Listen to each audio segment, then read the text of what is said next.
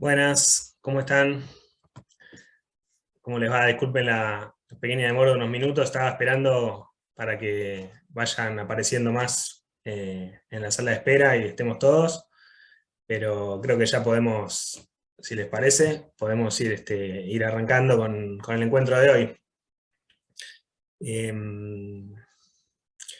Digo, dos pavaditas de presentación y ya arrancamos con los dos expositores que invitamos hoy, mientras sigo admitiendo a los que van entrando. No sé si todos pudieron ya ingresar en el Classroom de Google, donde están todos los materiales, los foros. Si hay alguien que tuvo algún inconveniente técnico para que sea aceptado, pueda entrar o algo, me avisa y aprovechamos hoy para que podamos resolverlo. Y si no, bárbaro, buenísimo, así ya estamos conectados. Hoy sería la segunda clase sincrónica. En el medio, no sé si la pudieron ver, buenas tardes Martín, hay una clase asincrónica, o sea, grabada de Juan Carlos Monedero, que profundiza bastante en la cuestión del Estado, que si no todavía no la pudieron ver, se las recomiendo, está ahí en el Classroom el acceso. Bueno, y hoy invitamos a dos personas, por un lado, Noelia Figueroa. Noelia es doctora en Ciencias Sociales, es licenciada en Ciencia Política, rosarina, docente de Historia Latinoamericana y Teoría Feminista. No sé si rosarina va bien, porque por lo menos rosarina por adopción, pero no originaria. Especialista en violencia de género, herramientas y abordajes institucionales, ya sea la presentación formal. Y Pablo Villarreal, que es licenciado en Sociología y en Ciencia Política de la UBA, magíster en Sociología Económica del IDAES en la UNSAM, y becario del CONICET. Cualquier cosa me corrige si me equivoco, Pablo, o no. Pablo además es investigador de Gino Germani, de la Facultad de Ciencias Sociales de la UBA, y es parte del Laboratorio de Estudios sobre Democracia y Autoritarismos de la UNSAM. Ellos son los dos invitados que son dos jóvenes investigadores, especialistas, que nos pareció muy interesante invitarlos al encuentro de hoy, un poco porque el objetivo, como habrán visto un poco en el programa o en el Classroom, el objetivo es trabajar un poco sobre las expresiones autoritarias o de fuerzas políticas de nuevas derechas que emergieron en nuestro país y que son un fenómeno que va más allá de nuestro país, ¿no? Que algo hablamos en el encuentro anterior. Entonces, temas como la cuestión de la insatisfacción con la democracia, las desigualdades, las nuevas formas en que se mezcla el conservadurismo, el autoritarismo, el liberalismo, todo ese proceso al que evidentemente estamos asistiendo en tiempo real y estamos tratando de entenderlo, ¿no? Y de interpretarlo. Bueno, y conceptualizar un poco de qué se trata eso. Ese es el tema de hoy, los discursos de odio que aparecen mezclados con la cuestión de la violencia política. Bueno, todo ese fenómeno que surge y que aparece en Argentina en el último tiempo, enmarcado, un poco como es el espíritu del seminario, en el contexto histórico reciente de la Argentina y de América Latina, ¿no? De las últimas 2 décadas, que es el contexto que muy sintéticamente planteamos la clase pasada, ¿no? de oleada popular y progresista, después de retroceso, de aparición de experiencias digamos, que de alguna manera contestaron esa primera oleada, y una nueva emerger quizás de una segunda oleada, que es un poco una pregunta abierta, qué es lo que está pasando por ese lado. Entonces ese es un poco el plan del encuentro de hoy. Eh, Así que si les parece, la propuesta sería arrancar con una intervención de Pablo y después una de Noelia, y después dedicarnos a poder intercambiar un poco entre todos y todas en el Zoom, y con eso cerrar un poco este segundo encuentro. Si les parece, le paso entonces directamente la palabra a Pablo primero, que va a compartir la pantalla. Ya te dejo, Pablo, cualquier cosa decime. Bueno, hola a todos. Buenas tardes, ¿me escuchan bien? Bueno, perfecto. Bueno, les voy a compartir la pantalla. Denme un segundito. Avísenme si la ven bien. Bueno, eh, bueno, un gusto estar acá con ustedes. La verdad que la invitación eh, nos viene bien a nosotros como grupo de investigación, que es sobre todo el LEDA, porque voy a presentar resultados del LEDA, que es el Laboratorio de Estudios sobre Democracia y Autoritarismos, que está en la UNSAM, pero también, de alguna manera, una investigación amplia que venimos realizando desde el GESID, que es el Grupo de Estudios eh, Críticos sobre Ideología y Democracia, que es un grupo que dirige Ezequiel Ipar hace más de 10 años ya, y en el que trabajó también mucho tiempo con Gisela Catanzaro, eh, que bueno, se dedican a la teoría crítica y sobre todo crítica de las ideologías y análisis de, de cuestiones de nuevas derechas. Y este trabajo lo venimos haciendo hace por lo menos 10 años, ¿no? Entonces, voy a tratar de hacer una contextualización, como me pidieron, y después entrar de lleno a lo que sería un análisis más de la coyuntura actual y después hablar un poco de lo que son los discursos de odio y cómo lo estamos pensando nosotros, ¿no? Eh, Sobre todo abordar el tema de la crisis de la democracia, cómo juegan en esa crisis los discursos de odio, cómo juega el funcionamiento de las redes sociales y por qué esto no puede ser desligado al neoliberalismo, ¿no?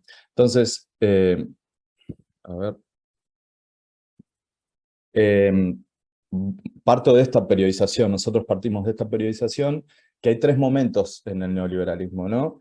Esta periodización la hace William Davis en el 2016, analizando lo que pasó después del 2008, ¿no? Y cómo el neoliberalismo se transforma, se reconvierte en algo que no era en su etapa triunfal, ¿no? Entonces él dice, hay un neoliberalismo que es el combativo, que va de sus inicios en 1970, cuando son sus primeras experiencias de reforma, que tenemos la de Pinochet en Chile, Ronald Reagan en Estados Unidos, Margaret Thatcher en el Reino Unido. Y este era combativo en la medida en que tenía que enfrentarse a dos modelos alternativos en Occidente, ¿no? El estado de bienestar de la época dorada del capitalismo y el bloque soviético eh, del otro lado del muro, ¿no? Entonces tenemos ahí un neoliberalismo combativo. Luego de la caída del muro de Berlín, con el triunfo de alguna manera del neoliberalismo y la caída del pacto de los estados de bienestar durante gran parte del siglo XX, eh, hay un triunfo del consenso de Washington y este modelo neoliberal de gestión de lo social, ¿no? Y ahí, bueno, tenemos toda la época de las reformas de mercado a nivel global, y entramos a un momento en que la ideología que domina es la de la globalización, la multiculturalidad, este mundo sin fricciones, el fin de la historia, la libertad absoluta, el comercio absoluto entre las diferentes naciones, ¿no? Entonces, ese es un momento que a partir del 2008, con la crisis financiera global, se rompe, ¿no? Esa promesa del neoliberalismo, de un mundo sin fricciones, se rompe. Eh, Davis dice, bueno, que a partir de esa crisis financiera global hay un cambio, un viraje en lo que es el neoliberalismo, que de alguna manera tiene que administrar su propia crisis en la medida que no hay otros modelos alternativos posibles, ¿no? O por lo menos no tienen la fuerza para volverse hegemonía, ¿no? Y crea una nueva forma de gestionar desde los sujetos, y ahí aparece es la reactualización de la subjetividad autoritaria, y crea estos nuevos sujetos hiperresponsables por sus logros y sus fracasos. Esto se transforma en una lógica emprendedora, en la universalización de la lógica de la competencia, y a lo que era la justicia social se le viene a contraponer lo que es la justicia de mercado, ¿no? Con la idea constante del esfuerzo y el castigo como regulación social de los resultados, ¿no? Y este es el neoliberalismo punitivo, lo que él llama el neoliberalismo punitivo. A mí me gusta agregar también que esa promesa de un mundo sin fricciones se rompe también en otro evento importante, que es el ataque a las Torres Gemelas, ¿no? Ahí también se cae esa idea. Es otro de los componentes históricos que va derrumbando esa ficción construida por el neoliberalismo. Eh, y la pregunta es cómo se moduló esto en Argentina o cómo se moduló esto también de alguna manera en los países latinoamericanos, ¿no? Entonces, en el contexto del neoliberalismo punitivo, el punto inicial es el contexto de la confrontación entre el gobierno de Cristina Fernández de Kirchner y la mesa de enlace en su momento por la revolución en 125, ¿no? Esto anticipó un poco los efectos de la crisis financiera global, ¿no? La caída de los precios de los commodities, de la demanda internacional, y de alguna manera yo esta periodización la traigo, la hemos construido de alguna manera, pero la podemos discutir, eh, pero que es un momento donde se empieza a gestar lo que después fue la grieta y la rearticulación de la ideología de derecha y un espacio político que pueda darle una representación electoral, ¿no? Entonces, en ese momento previo, ustedes recordarán, ¿no? Hasta ese momento la única oposición que enfrentaba el kirchnerismo era de los familiares y simpatizantes de los militares que se oponían a los juicios de lesa humanidad, y ahí estaba Cecilia Pando, era esos momentos, ¿no? Después del conflicto por la 125 empiezan a aparecer con fuerza, o reaparecer, porque no es que aparecen de la nada, sino que se reactualizan, discursos antiestatales, antidistributivos, antiigualitarios, en contra de la intervención distributiva del Estado, ¿no? Y le digo proto porque en ese momento se empieza a articular un discurso de derecha, todavía de una manera muy... eh, era un antidistribucionismo, pero basado en sectores económicos, ¿no? ¿Qué sector cedía recursos a qué sector? La discusión de a dónde iban los recursos eh, de los sectores agroexportadores, cómo se redistribuía. Después eso pasa a un discurso más individualizado de el sujeto que paga impuestos para que los planeros vivan de eso, ¿no? Se va, como decimos nosotros, desplazando en términos ideológicos. Después tenemos el momento propiamente de la grieta, que me parece que es cuando el PRO empieza a ser una opción viable a nivel nacional, que es luego de las elecciones del 2011,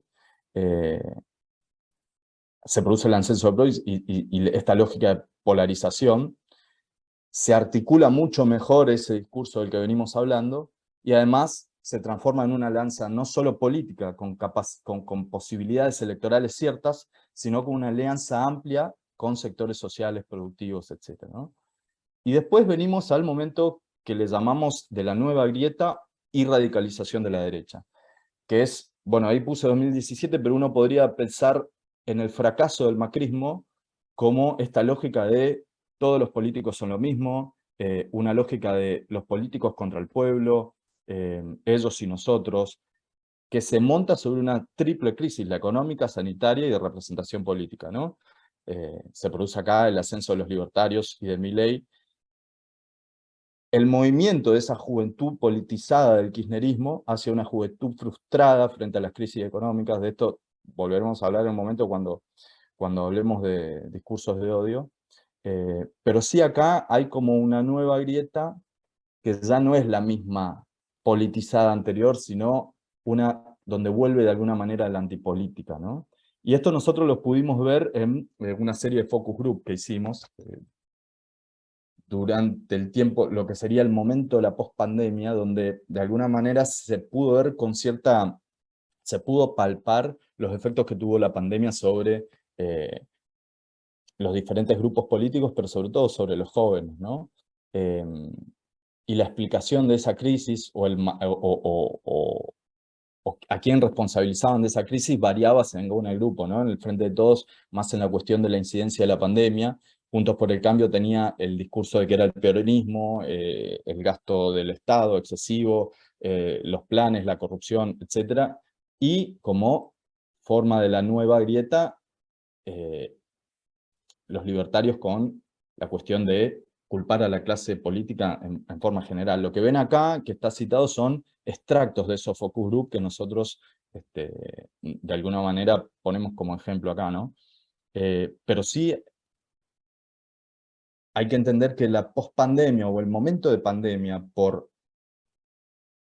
cómo se dieron la política sanitaria de cuidado, fue favorable a un discurso como el libertario que anteponía al Estado a la libertad, ¿no?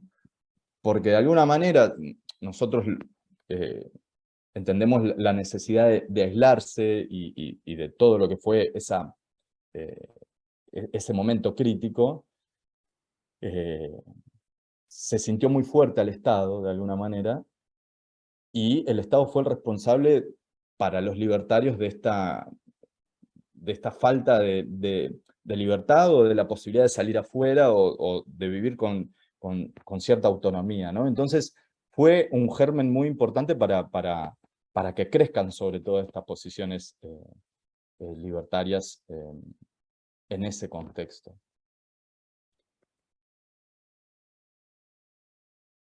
Y lo que vemos entonces es que esa crisis, que no es una sola, ¿no? Esto yo insisto siempre en esto, es una triple crisis, fue el catalizador de alguna manera del regreso de esta antipolítica, ¿no? Donde se ve a esa crisis como algo que nunca termina, ¿no? Y al consultar sobre la memoria, tampoco hay recuerdos de momentos en donde la economía estaba creciendo, ¿no?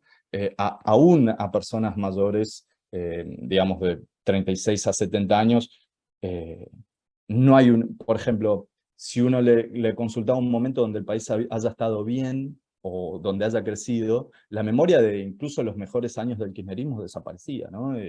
O no era, no era evocada, digamos. Entonces, había un sentimiento fuerte de una crisis alargada, permanente, de la que no se puede salir, etcétera, ¿no? Y esto se modulaba de dos maneras diferentes.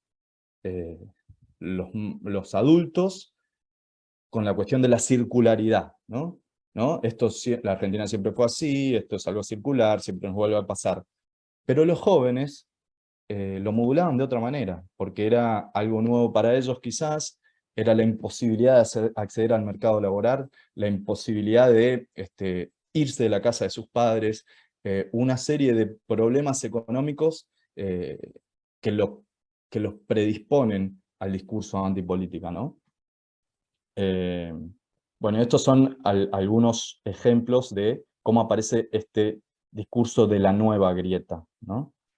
La verdadera grieta es entre ellos y nosotros, los políticos que son indolentes o son pasivos ante lo que nos sucede a nosotros, que somos el pueblo, se ríen de nosotros, se burlan de nosotros, nos utilizan para seguir viviendo bien y nosotros no llegamos a fin de mes, ¿no?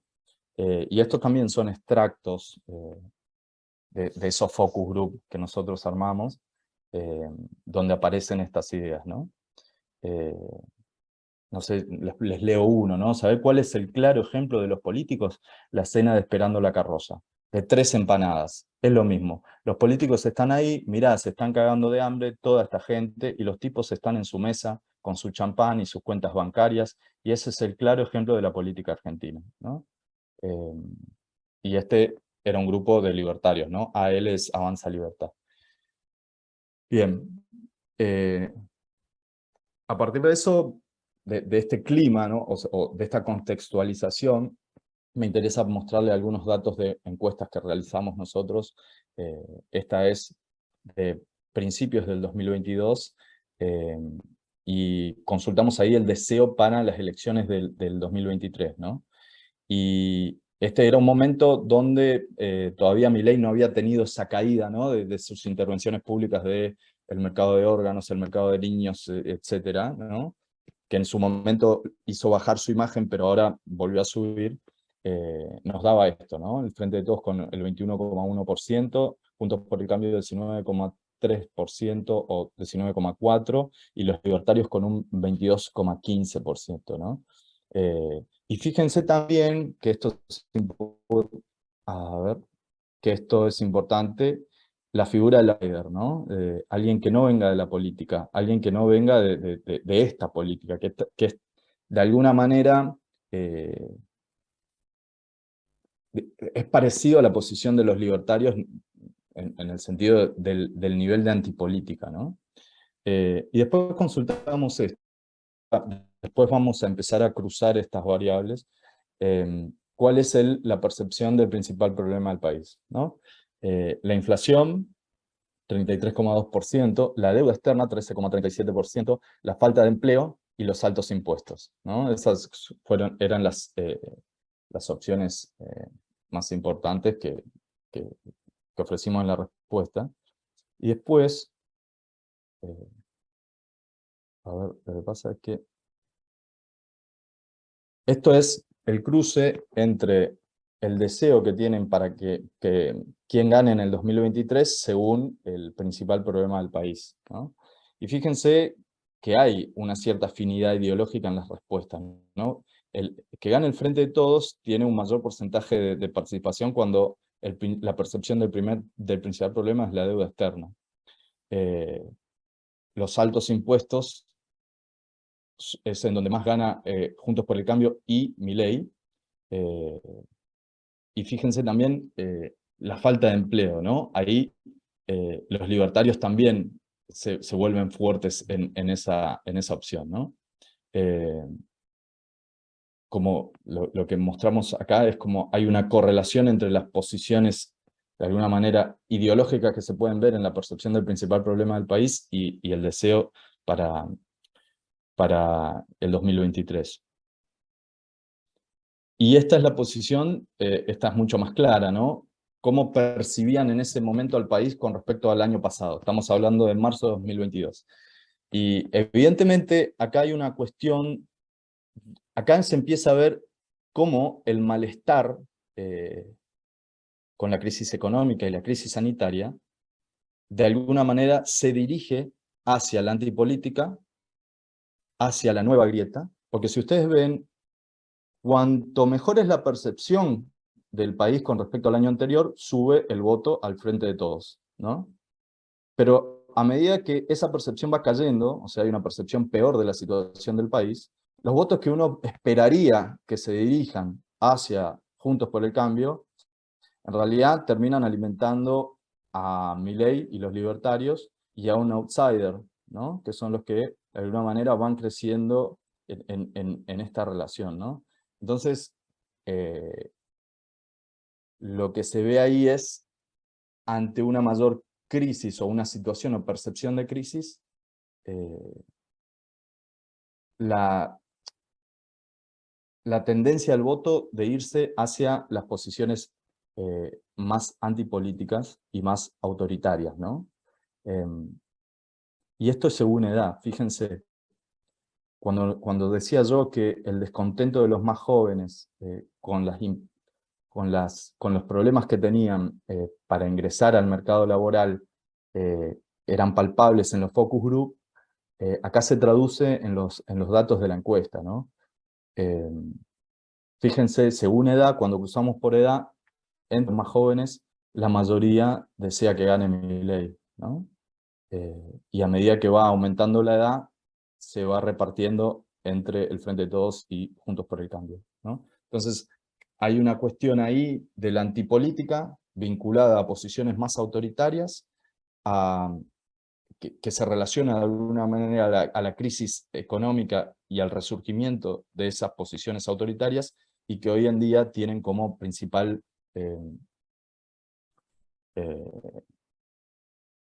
principales representantes o los que se ven más interpelados a los jóvenes, ¿no?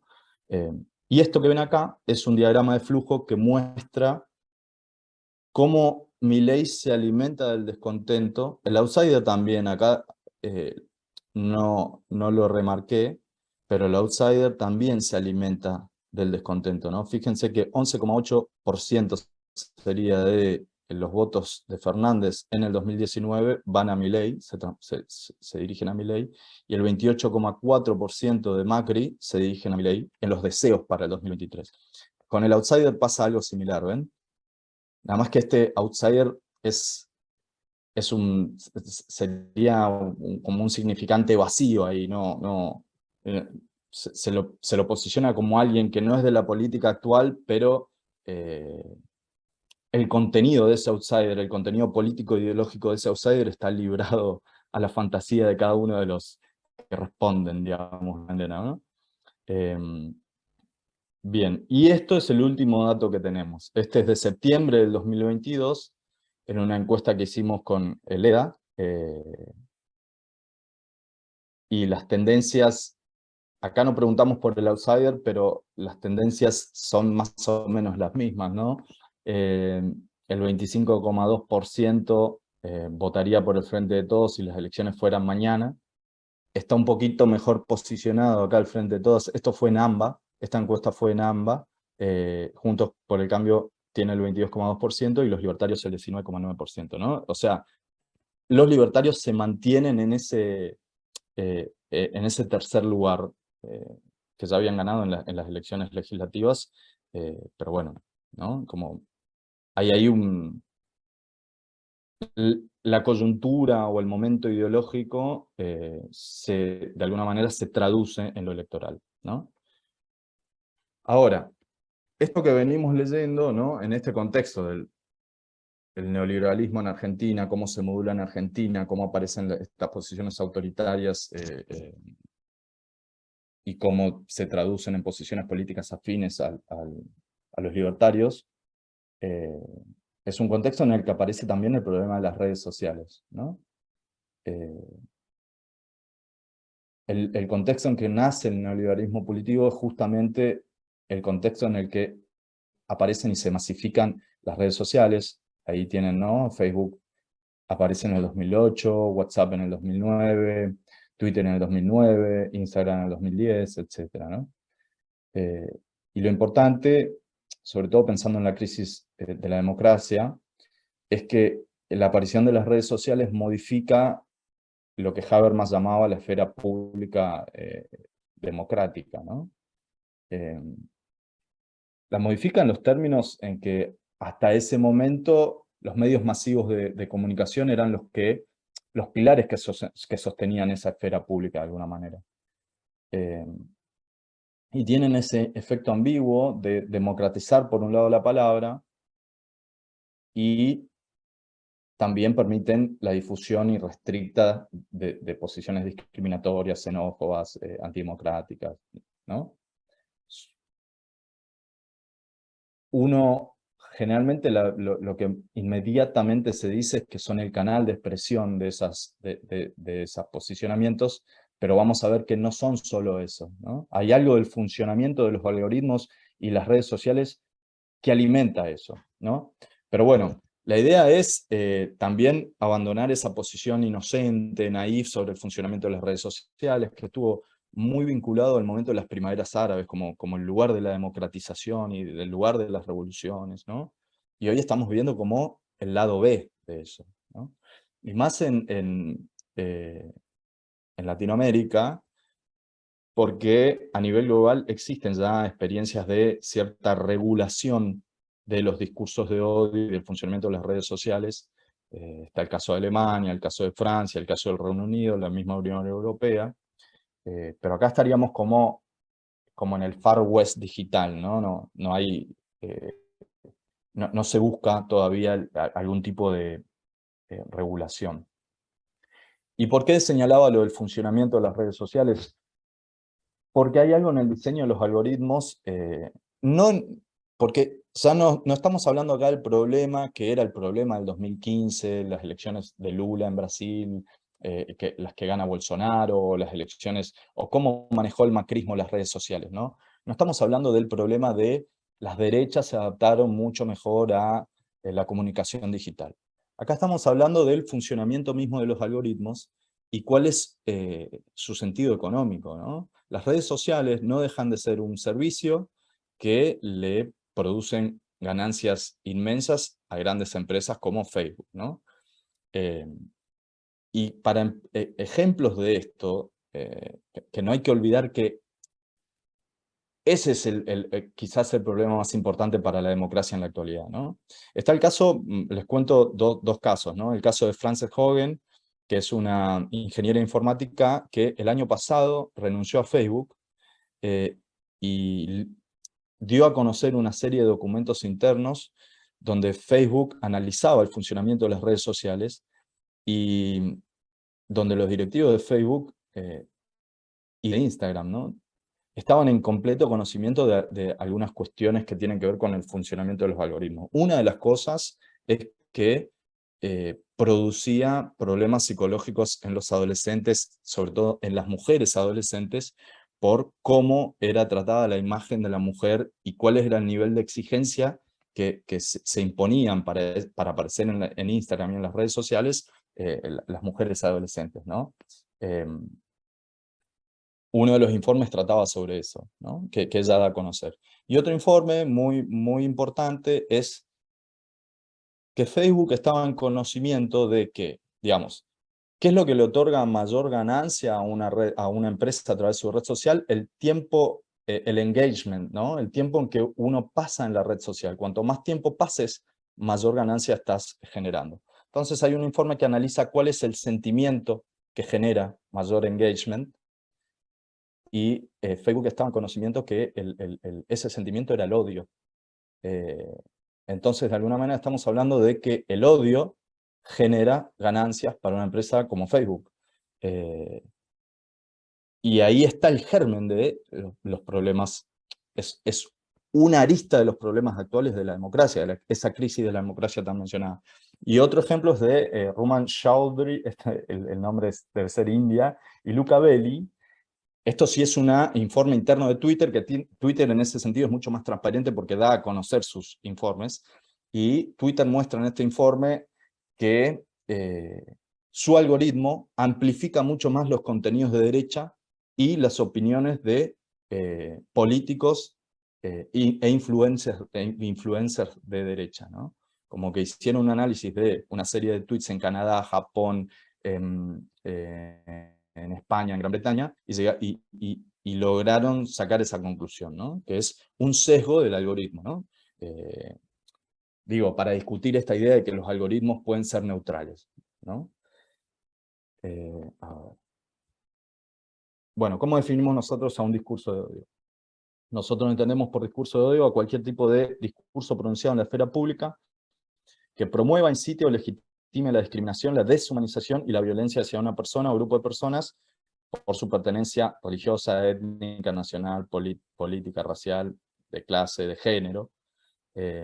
Y lo que generan estos discursos es un clima de intolerancia, odio y provocan violencia hacia hacia esos grupos sociales, ¿no? Que pueden ser segregacionistas o genocidas, ¿no? Eso es el discurso. Son un problema para la democracia porque el discurso de odio lo que genera es un vínculo, una relación social con el otro, que es una relación de negación, ¿no? Es una relación que no permite, no abre al diálogo democrático. Entonces, por eso es que nosotros pensamos en los discursos de odio como una arista más de esa crisis de la democracia, ¿no?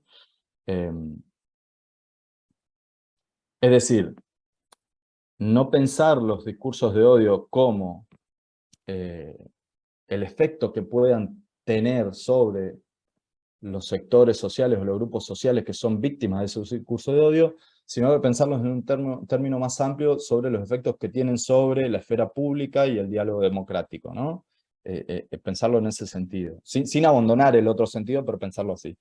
Bueno, estos son datos de una encuesta que hicimos en el 2020 a nivel nacional, y salieron estos números, ¿no? Lo que ven, el DDO es el índice de discurso de odio que nosotros construimos a partir de 3 preguntas, y según cómo se posicionen esas preguntas los que responden, combinamos sus respuestas y los ubicamos en un índice que nos permite saber su predisposición a hacer circular o compartir discursos de odio, ¿no? En las redes sociales. Nos salió que el 26,2% a nivel nacional promueve discursos de odio, un 17% de indiferencia, que la indiferencia también abre una incógnita. ¿Qué hay en esa indiferencia, no? Y la crítica o desaprobación de los discursos de odio es de un 56,8%. Digamos, también uno tendría que discutir ahí qué significa ese 26,2%, pero de por sí es un número alto en términos del funcionamiento de las redes sociales y la amplificación de esos discursos de odio, ¿no? Y ahora les muestro un poco esto, que en el mismo informe empezamos a cruzar los posicionamientos ideológicos o, o la autopercepción ideológica con ese índice de discursos de odio y nos da esto, ¿no? Esta correlación de los sectores de derecha o que se reconocen como republicanos o libertarios tienen una mayor predisposición o dan más alto en el índice de discursos de odio, ¿no? Y el otro lado, los que se reconocen como de izquierda, peronistas o kirchneristas, dieron menos. Esto es por voto, ¿no? Esto lo cruzamos por la autopercepción y también por el voto, y un poco corrobora esa tendencia, ¿no? Esa correlación queda corroborada acá.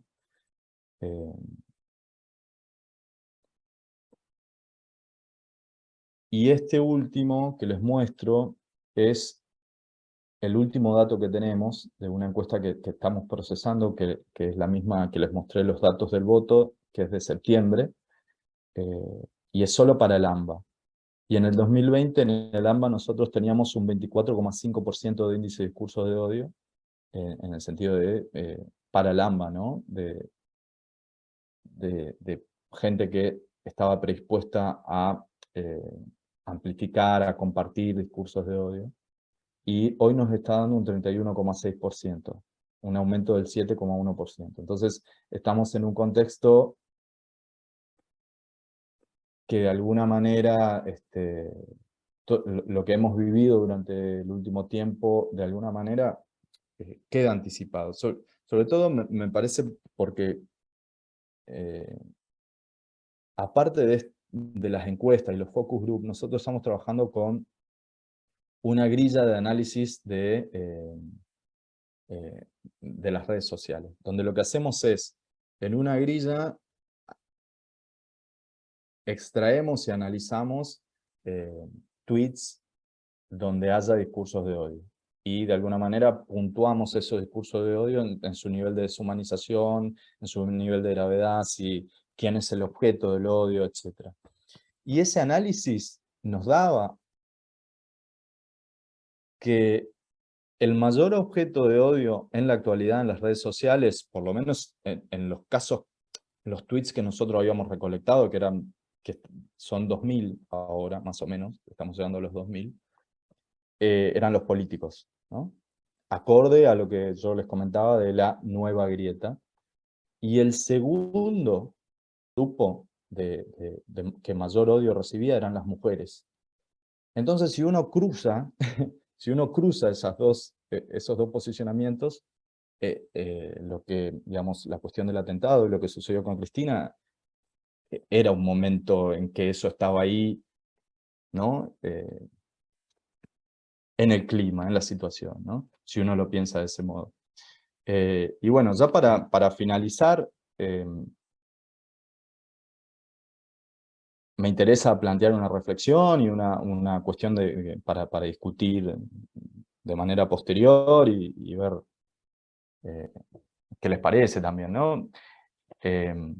Porque luego del atentado a Cristina se volvió a hablar de la crisis de la democracia, se profundizó en ese tema, algo que la misma Cristina viene señalando hace mucho tiempo y está en sus intervenciones de manera permanente. Y también apareció la pregunta por el pacto democrático, ¿no? El pacto democrático se está rompiendo, se está deshaciendo ese pacto democrático. Y me parece que para el campo popular hay otra pregunta posible, que es por ¿cuál es ese pacto democrático? ¿Qué pacto democrático se está rompiendo y en qué condiciones, ¿no? ¿Cuál es ese pacto que es del 83 que, de alguna manera, cabe también preguntarse si no es esta crisis, de alguna manera, producto también de las limitaciones que ese pacto tiene y tuvo? Lo digo en el sentido también me parece que para el campo popular la cuestión de ese pacto democrático siempre fue un lugar incómodo, porque es un lugar que necesita defender, pero no le alcanza de alguna manera, ¿no? el avance en las luchas del campo popular deben darse en un pacto democrático, pero que a la vez no es suficiente para lo que esa política necesita. Y también pensar si la persistencia y la aparición de los discursos de odio no es también una respuesta al intento que en su momento, con mayores éxitos o fracasos, en los gobiernos populares, los intentos de ir más allá de ese pacto, ¿no? De ampliar ese pacto, de llevar ese pacto a una nueva amplitud a nuevos términos, ¿no? Y lo pregunto porque muchas veces la crisis de la democracia se presenta como algo a nivel global, ¿no? La aparición de las nuevas derechas, el desafío a la democracia, las posiciones antidemocráticas y autoritarias son algo que sucede en todo el mundo. Entonces ahí corríamos el riesgo de caer en el diagnóstico de lo que pasa es algo global y que viene de afuera. ¿No? Entonces, preguntarse en qué medida la crisis de la democracia en Argentina no es también producto de un pacto democrático que, bueno, hay que preguntarse qué se está rompiendo, ¿no? Bueno, muchas gracias y gracias por su tiempo y bueno. Buenísimo, Pablo. Me quedé pensando con varias cosas de lo que fuiste diciendo. Ahí dejo de compartir, ¿eh? Sí, sí, no te preocupes. Es súper interesante, creo, el enfoque que trabajan ellos en el laboratorio. Por lo menos a mí siempre me aporta cuando he escuchado a varios por una combinación, ¿no? Entre la búsqueda de construir un marco conceptual situado en las condiciones nuestras y al mismo tiempo una intención permanente de validación en la investigación empírica, ¿no? A través de distintas herramientas de análisis, un poco algunos resultados mostraba recién Pablo, que en lo personal por lo menos a veces nos pasa que el enfoque, ¿no?, de las ciencias sociales, de las humanidades, es como exclusivamente conceptual, o otras veces encontramos directamente, ¿no?, circulan análisis o estudios de opinión o cualitativos sin una reflexión, ¿no?, más profunda sobre el marco teórico que nos permite entender la sociedad en la que estamos. Entonces, en el caso de este equipo de trabajo, a mí por lo menos creo que la exposición de Pablo fue muy coherente con ese espíritu. Si estoy malinterpretando, Pablo, vos me decís, yo como lo veo desde ese lugar, ¿no? Como una cosa muy interesante, bastante original además, que permite vincular las dos cosas, ¿no? O sea, la reflexión más teórico-conceptual con el estudio empírico Sí. bueno, que le da Bueno, sustento. para darte la razón de alguna manera, el GECIT arranca siendo un grupo de estudio teórico sobre el neoliberalismo, sobre nuevos autoritarismos, y en esa práctica, en algún momento se empezaron a producir datos, primero focus group, análisis de focus group, después encuestas, y después, bueno, esta nueva forma de análisis de redes sociales que estamos desarrollando de alguna manera. Pero nada, sí, está ese intento de dialogar construir datos, dialogar de otra manera, ¿no? Así que sí, es totalmente así. Yo, si les parece, les propongo que escuchemos a Noelia, y seguramente tienen también varios, igual que yo, inquietudes o cosas para preguntar o para pensar, pero si les parece, escuchemos también a Noelia y después juntamos un poco todas las preguntas que hayan surgido, o las ideas, o las discusiones, lo que quieran, y integramos todo en una dinámica al final de más intercambio. Entonces, si les parece, entonces Noé, te paso la palabra a vos. Dale, genial. Buenas tardes a todos, todas, todes. ¿Me escuchan bien? Voy a compartir pantalla yo también.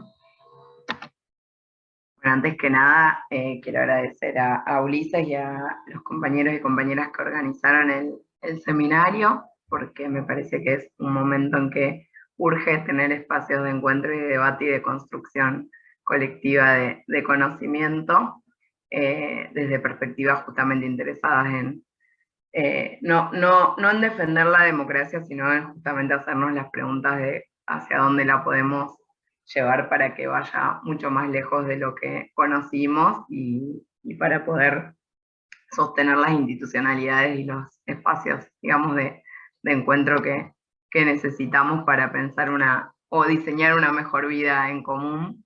Me parece que este seminario también aporta en ese sentido. No sé si se está viendo entera o estoy... A ver. Porque se me puso en PDF.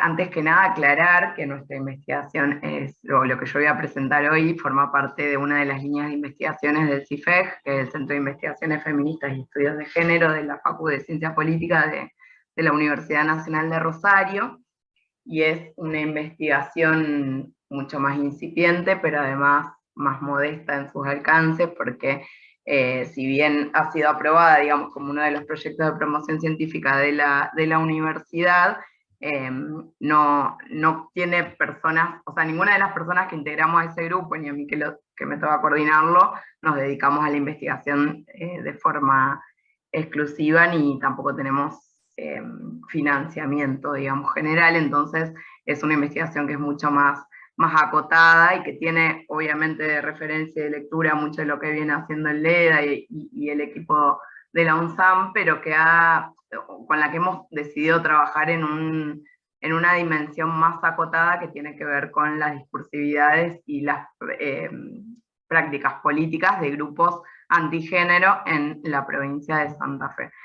Entre otras cosas, porque parte de una mirada que busca construir, digamos, conocimiento en perspectiva federal, pero además porque nos encontramos en Santa Fe en el 2019 frente a una serie de hechos que nos llamaron la atención y nos convocaron, digamos, a la necesidad de ponernos a trabajar y investigar sobre algunas grupalidades que estaban emergiendo con fuerza. Y eso no es casual, sino que tiene que ver justamente con que el 2018 marcó un punto de inflexión en la discusión, y lo saben todos los que están acá, todas las que están acá, en la discusión pública en torno a los derechos de las mujeres y el colectivo LGTB en Argentina, frente al debate sobre la legalización del aborto, y ese punto de inflexión estuvo, si se quiere, muy marcado por la visibilización en la organización de sectores que empezaron a aglutinarse más claramente, o al menos aparecieron en lo público con más fuerza,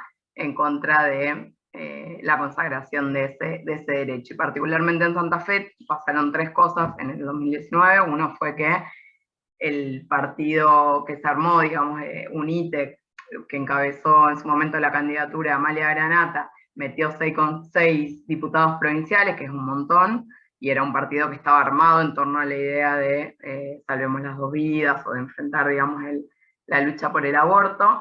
También pasó a nivel local en Rosario, que nos encontramos con una agrupación que empezó a sostener un trabajo barrial, que es otra de las agrupaciones que trabajamos, que es Defensores de Mamá, que depende del Frente Joven, que es como una organización que tiene plataforma nacional y también en otros países, que se manifestó en contra de la articulación del protocolo no punible a nivel consejo, y en la Facultad de Ciencia Política, que es mi facultad, que es la facultad a la que pertenecemos todas las compañeras que integramos el CIFEG, que es una facultad históricamente muy progresista, bastante corrida a la izquierda y bastante, sí, en general, que tiene una tradición muy fuerte de amplitud, de construcción de consensos amplias, pero sobre todo de políticas bastante avanzadas a nivel general dentro de la UNR. Vio surgir una agrupación que se llama Alternativa, que se identifica concretamente con muchos de los idearios de lo que podríamos llamar nuevas derechas a nivel internacional, más allá de que es un concepto en discusión y que también retoma muchos de los motivos de las derechas clásicas en el país. Entonces, nosotras desde el CIFEG en general tratamos de trabajar temas que tengan que ver con las necesidades que se le van presentando a los movimientos, porque la mayoría de nosotras somos, más allá de ser graduadas de política, de comunicación, de trabajo social, etcétera, somos militantes, muchas también fuimos ocupando distintos cargos de gestión, siempre vinculados a políticas feministas y de género, teníamos esta preocupación, pero sobre todo también porque leyendo un poco la historia de los últimos por lo menos 200 años en Occidente, veíamos esta regularidad de que quizás los movimientos de mujeres y feministas marcaron siempre el último momento de avanzada de los procesos de ampliación de derechos o de ampliación de ciudadanía. O sea, en general, en el marco de procesos más amplios de ampliación de derechos, las mujeres quedábamos primero corridas o por fuera, y después se venía una lucha que organizaba y radicalizaba esas demandas de participación política o de acceso a derechos civiles o incluso a discusiones más económicas, y después la vuelta, o sea, o la respuesta, tanto esto pasó en los 20, pasó en los 60, lo estamos viendo también ahora, la vuelta o la respuesta de los idearios, si se quiere, o restauracionistas o conservadores o de reacción, digamos, fuertemente antiderecho, fueron o encontraron en los feminismos parte de su objetivo o su territorio, digamos, de ataque más directo, y eso veíamos que era una regularidad que se podía estar repitiendo, y lamentablemente, bueno, es lo que un poco venimos confirmando, digamos, en estos últimos años, después de que los feminismos en Argentina llegamos, si se quiere, a un pico de crecimiento y de visibilización, 2018, 2019, y después la pandemia nos reventó, como pasó con un montón de movimientos. Si vemos la reacción o el backlash o esas represalias de las derechas, tienen o identificaron en los discursos feministas y en la organización feminista un punto que les permita aglutinarse, digamos, a lo que encontramos. Esto es un poco adelantando las conclusiones de lo que venimos viendo, pero para que sepan cuáles son, por dónde andamos con esta búsqueda. Lo que encontramos es que, perdón.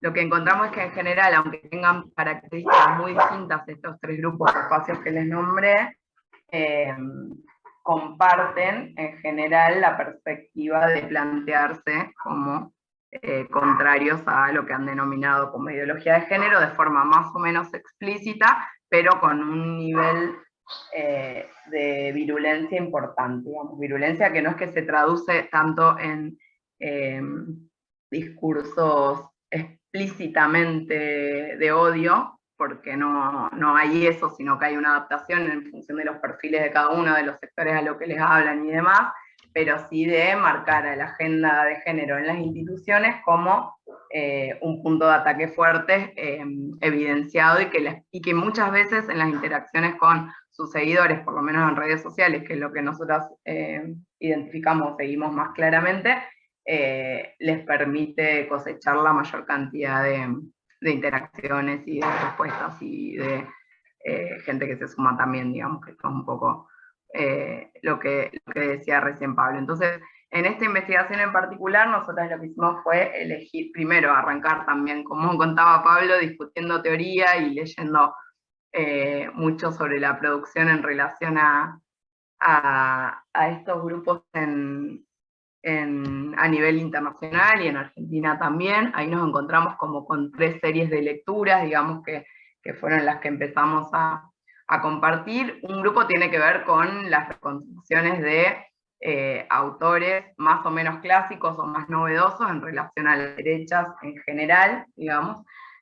Ahí, bueno, por ahí no tenemos tanto tiempo de meternos en eso, pero sí le podemos dedicar un ratito para intercambiar. En términos generales, uno de los autores que más hace referencia es Bobbio, que tiene este planteo de que izquierda y derecha son siempre definidos, digamos, en función de una relación entre ambos, y que son términos que no ocupan un lugar determinado en cada sociedad, sino que en función de lo que se identifica como derecha aparece un planteo de la izquierda y viceversa. O sea, es una noción que, si se quiere, relativiza un poco más los contenidos estancos que se le podrían atribuir a derecha e izquierda, pero también otros autores que vienen discutiendo con esa perspectiva y planteando que si uno mira, digamos, a lo largo de la historia, por lo menos de Occidente y de los movimientos que son más fácilmente identificables en el marco de estos campos, no hay tantas diferencias en relación a los contenidos de lo que proponen cada uno de estos espacios, y que tampoco es tan movible o tan lábil, digamos, la definición de lo que se les podría atribuir. Después, en el caso argentino, también recuperar algunos de los aportes. Bueno, una de las autoras que viene trabajando esto, que es Verónica Giordano, justamente plantea que lo que tenemos que poder preguntarnos para mirar si hablamos o no de nuevas derechas, en este caso en Latinoamérica o en Argentina, tiene que ver con rastrear cuáles son las fuerzas sociales que se mueven o que se identifican en ese espacio, y creo que ahí está la pregunta más interesante, que algo de esto también introducía Pablo. Digamos, históricamente las clases dominantes y ciertos sectores de las clases dominantes han tenido mayor tendencia a identificarse con posiciones o estatucuistas o conservadoras o restauradoras de órdenes anteriores. Lo que viene pasando, y esto es parte de asumir la condición neoliberal en la que vivimos, digamos, es que muchos sectores de los que históricamente podrían pensarse como afiliados o asociados, digamos, con ideas de cambio o de mejora, o en las instituciones democráticas o en el acceso a derechos y demás, también se han ido identificando con muchos de estos discursos, y esto también para nosotras tiene que ver con la separación, con la consagración de la separación entre economía y política, que también el neoliberalismo consagra, con muchos años de neoliberalismo, digamos, en los que venimos desplegando, digamos, nuestra vida social, nuestra vida con otros, con otras, y con una suerte de, si se quiere, asunción de que la política permanece quizás cada vez más, o aparece cada vez con mayores niveles de ineficacia para contrarrestar alguna de las dinámicas más destructivas de exclusión de la conformación de las sociedades en relación a los cambios económicos. Digamos, en eso, además de estas lecturas generales sobre las derechas, obviamente después nos metimos con aquellas investigaciones que habían trabajado específicamente sobre conservadurismo, muchas veces asociado al activismo religioso. Ahí sí nos quedamos con uno de los conceptos que desarrolló uno de los autores, que es el concepto de activismo heteropatriarcal, pero ahí poniendo una señal de alerta en no generar rápidamente identificaciones entre religión y derechas, que es algo que se hace mucho y que aparece mucho en los discursos feministas. Y por último, metiéndonos en un tercer grupo, digamos, de producciones que son más escasas y en general tienen como una mirada más global, sin detenerse tanto en las situaciones de cada país en particular, por lo menos en América Latina. Muchas tienen formas de dossier o han sido, digamos, impulsadas por plataformas de investigación que trabajan vinculadas al lobby o al cabildeo, digamos, por los derechos de las mujeres y las personas LGTB, pero que son específicamente las bibliografías o los planteos que vienen analizando estas ofensivas de estas derechas, digamos, antigénero, poniéndole justamente este nombre, que es un poco el nombre al que acordamos, o con el que acordamos trabajar.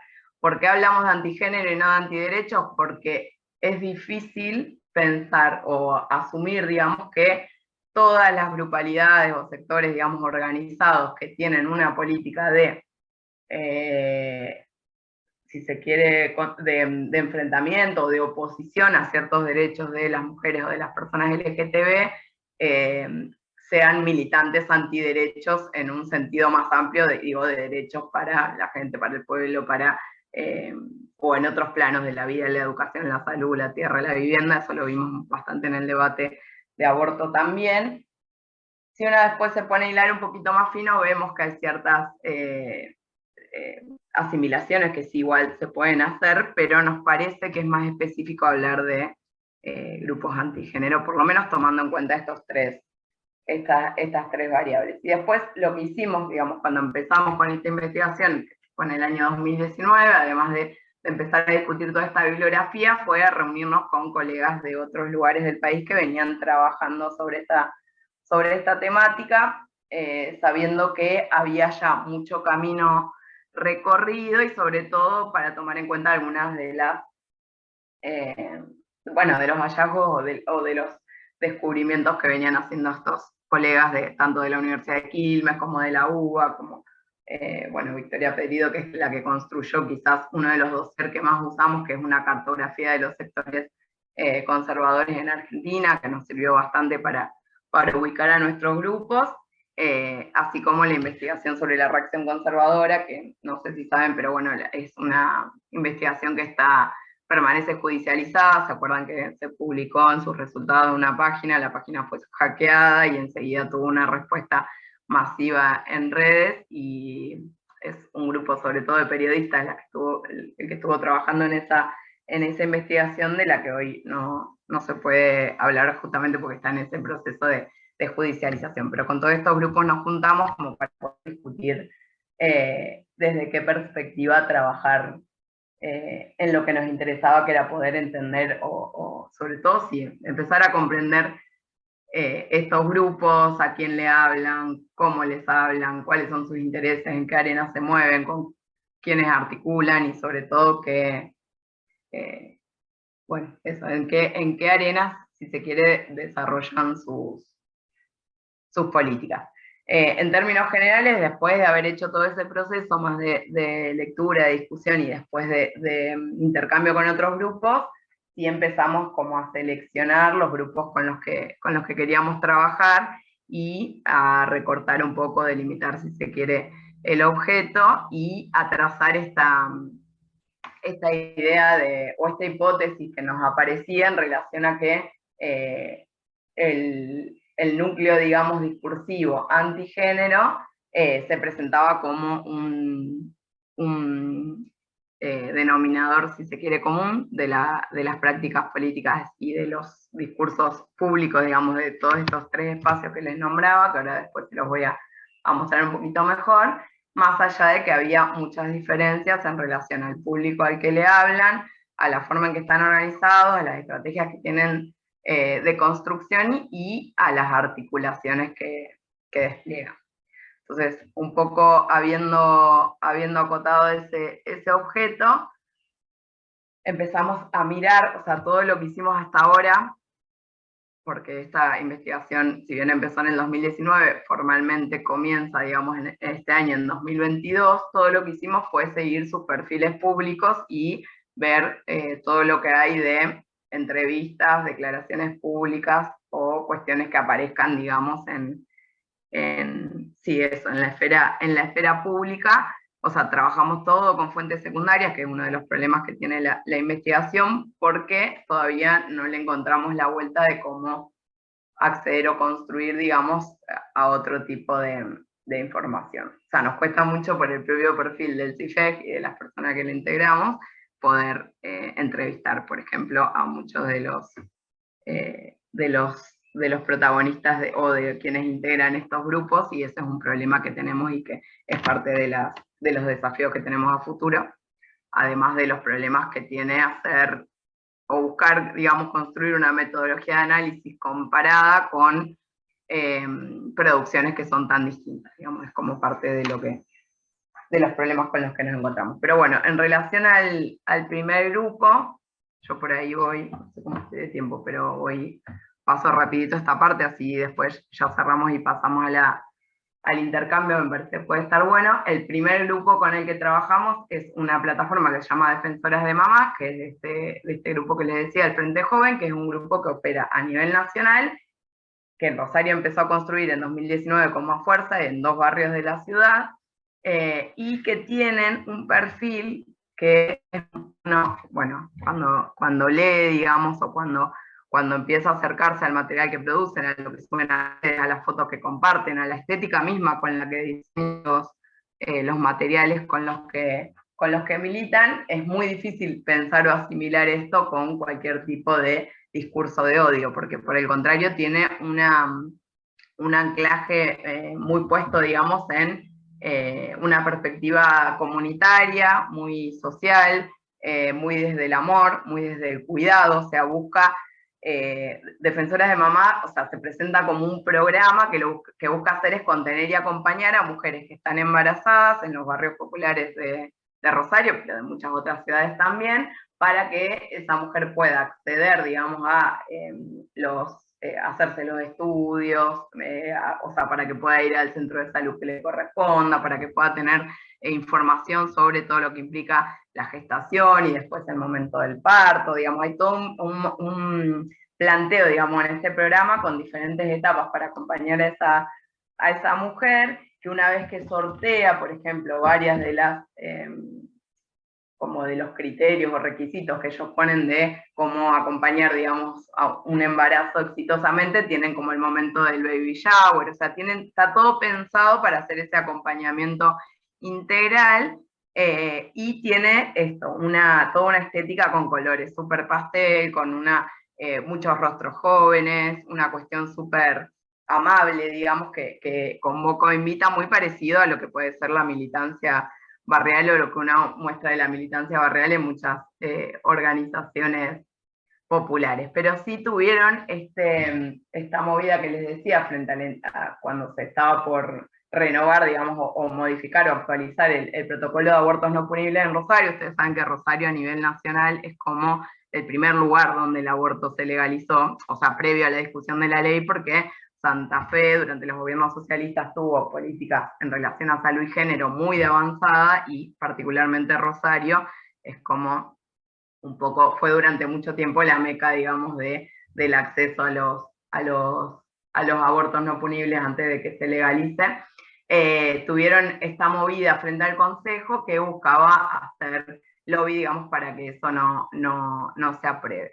Pero sí todo, o sea, no solo Defensoras de Mamá, sino toda la política del Frente Joven está muy atravesada por esta convocatoria a armar una nueva dirigencia política, que los jóvenes, o sea, no es un discurso antipolítico, sí es un discurso de construcción de otro tipo de política. Tienen muchos datos que se presentan, digamos, como científicos, han asumido mucho ese cambio, que es un cambio que muchos de estos grupos antigénero en las últimas décadas han asumido a nivel mundial, que tiene que ver con intentar esconder lo más posible la afiliación con algún credo determinado, o sea, se presentan de forma aconfesional, o sea, como de una forma que no se note, o al menos no tan rápidamente, que hay alguna afiliación con algún credo.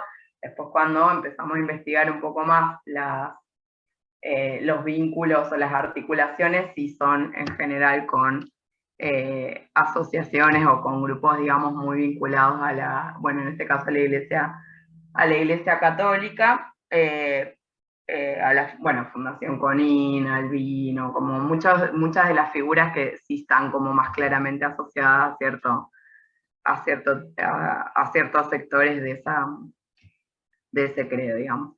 Pero en términos generales lo que vemos es una plataforma que se plantea como un grupo de jóvenes solidarios que hacen trabajo barrial en barrios populares de Rosario y que buscan contener y acompañar a las mujeres, diagnosticando que los niveles de pobreza, digamos, y exclusión en nuestro país son un causal de muerte materna, digamos.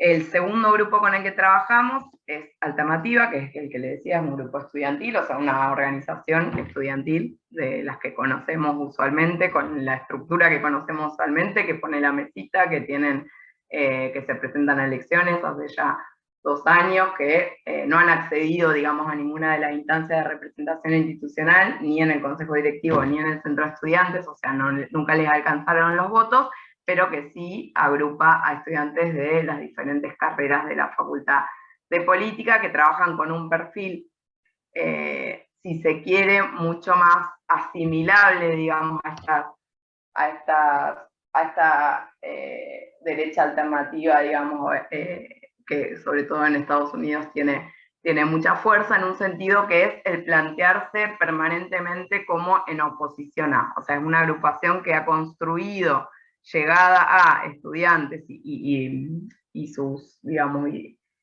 su discurso, digamos, propio gremial, si se quiere, dentro de la facultad, lo ha construido en clara oposición a la universidad tal como es hoy, digamos, acusando a la universidad de imponer un pensamiento único, de querer implantar la ideología de género, discuten, digamos, toman muchos de los recursos que utilizan Laje o Márquez, digamos, vinculados o sea, a la caricaturización que hacen de la izquierda, de la izquierda, de quienes gobiernan las instituciones, como esta nueva izquierda rosa, digamos, o la izquierda de la posmoderna, digamos, utilizan muchas de estas figuras para ponerse por fuera de eso, exigir, digamos, que haya que no haya adoctrinamiento, todo el tiempo están discutiendo con esta idea de que se les está bajando una línea a los estudiantes y demás. En términos generales, digamos, si se quiere en lo metodológico, tienen muy esta mirada, son más disruptivos, han hecho acciones, por ejemplo, llevaron adelante una acción que se llamó Fuera Che de Rosario, que implicó visibilizar y juntar firmas y hacer todo un escándalo para que el Che Guevara no esté más en ninguna o sea, no aparezca más monumentos o plazas y demás en Rosario con el Che, pero después cuando empezamos a analizar un poco más las cuestiones que plantean, por lo menos públicamente, también hay muchos de los motivos que son clásicos de la derecha católico-castrense, si se quiere, argentina, sobre todo una reivindicación muy fuerte o muy grande de los próceres, en particular San Martín, una idea de patria que está todo el tiempo jugando y que a veces pareciera contradictoria con otra idea que usa mucho, que es la de libertad, porque en esa misma agrupación, digamos, fueron conteniendo a muchos jóvenes que se identifican con Milei en el mundo, digamos, o en el universo de los libertarios, y una fuerte reivindicación al conflicto bélico de Malvinas.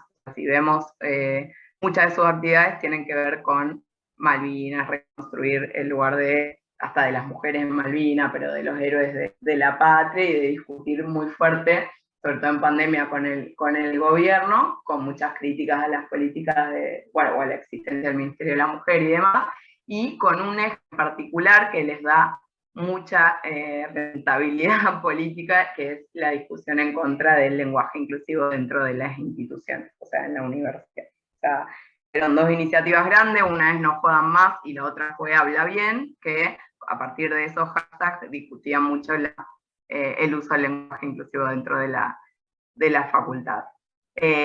Asume en general esta posición súper victimizante, digamos, o de victimización, que es también algo bastante recurrente de estas nuevas derechas, y trabajan mucho en cursos de oratoria, armado de eventos con el mundo, o destinados a la inserción laboral en el mundo privado, tipo feria de trabajo, feria como exposición de cosas que los graduados de relaciones internacionales, sobre todo porque los de política no tanto, pueden hacer en el mundo empresarial, y a la hora de las articulaciones sí tienen una afiliación mucho más directa, digamos, o intercambios con, por ejemplo, Vox en España, con la plataforma Citizen Go, digamos, con muchos de los que vienen empujando a nivel mundial algunas de las propuestas más fuertes en contra de las políticas de género. Y no solo eso, sino del comunismo y demás. Pero en términos, bueno, el último grupo para terminar es UNITE, que en su momento fue un bloque de diputados. Lo que pasó es que ahí tuvimos otro problema, que es que apenas asume el bloque de diputados, que entró con Amalia Granata encabezando, y que fue una militancia muy construida en torno al pañuelo celeste, ese bloque se rompió. O sea, lo que habían logrado hacer con ese bloque era unir a uno de los mayores referentes, el mayor referente que hay en la provincia de los pastores, digamos, evangélicos, que es Walter Guione, con Nicolás Mayoraz, que es un abogado histórico vinculado al Opus Dei. O sea, sectores católicos y evangélicos se pusieron de acuerdo para conformar esta lista, con Amalia Granata como figura visible, que es algo que viene pasando en términos generales, digamos, figuras de la farándula que se suman y generan estos fenómenos, si se quiere, electorales. Enseguida ese bloque se partió, mucho de lo que había ahí fue asimilado, digamos, en estos años por Juntos por el Cambio, y un poco eso da, si se quiere, reafirma algo que quienes vienen estudiando evangelismos y sectores más vinculados a lo religioso trabajan o vienen planteándose mucho, es que muchas de estas políticas pueden servir como forma de ponerse de acuerdo como gran aglutinador, pero después cuesta mucho que se traduzcan en acuerdos en relación a qué hay que hacer dentro de esas instituciones o cómo pensar políticamente más en términos generales. Entonces, ese bloque se estalló y ahora lo que estamos, o sea, lo que seguimos, digamos, desde la línea de investigaciones, concretamente el Partido UNITE y la figura de José Bonacci, que es quien lo dirige, donde también vuelve a pasar esto, nos encontramos, quizás en el caso de UNITE es como el más clásico, muchos de los motivos históricos o clásicos de la derecha castrense argentina, por ejemplo, el antiglobalismo, anti-Mercosur, bueno, la crítica a la democracia por derecha y la crítica a las leyes de identidad de género, a la ley de educación sexual y obviamente al aborto legal, entre las más recurrentes. Esto, bueno, pasó rápido así ya terminamos, pero en términos generales, o sea, de donde estamos paradas ahora en relación a la investigación, tenemos este problema que es muy difícil construir un marco de análisis que nos permita comparar, digamos, perfiles y redes públicas que tengan tanta diversidad en los sujetos a los que les hablan, en las formas organizativas de quienes están, digamos, militando en esos espacios, y también formas, digamos, de análisis más cuantitativos que nos permitan, o sea, en un momento trabajamos con el conteo de palabras, o cuántas veces se repetían algunas palabras en los posteos, o el nivel de intensidad que tenían en función así esa cantidad de apariciones era baja, media o alta, pero todo eso, o sea, nos vamos encontrando permanentemente con límites para pensar en la comparación, y el principal problema que les decía antes también que tenemos, que es la falta de acceso a otro tipo de fuentes que no sean las fuentes secundarias, digamos, que es el no poder entrevistar o el no poder acceder por distintas cosas, entre ellas, por ejemplo, Alternativa es una agrupación de nuestra facultad donde todas somos docentes o tenemos algún nivel de responsabilidad. En el caso del Frente Joven hemos intentado acceder a entrevistar a algunos de los referentes y tampoco, es muy difícil con los perfiles de Facebook o de Instagram que tienen las compañeras del grupo que eso suceda, y en el caso de UNITE, porque seguir, digamos, nuestra idea inicial era poder seguir sus planteos en la discusión específica de la ley de educación en la legislatura santafesina, que tenemos todas las grabaciones y tuvimos acceso a todas las como las actas de lo que se iba armando de esa discusión específica sobre ESI en educación, pero al romperse el bloque y ser absorbido en gran parte por Juntos por el Cambio, eso también se dificulta, digamos. Entonces estamos con estas complejidades en lo metodológico que tenemos que tomar algunas decisiones, digamos, en el próximo tiempo. Y después, en términos de desafíos, ya para cerrar, parte de estos desafíos tienen que ver con los lugares comunes desde los cuales empezamos la investigación, o estos prejuicios, digamos, propios de arrastre. Por eso en un momento decidimos conscientemente, digamos, hacer todo lo posible para separar la idea, digamos, de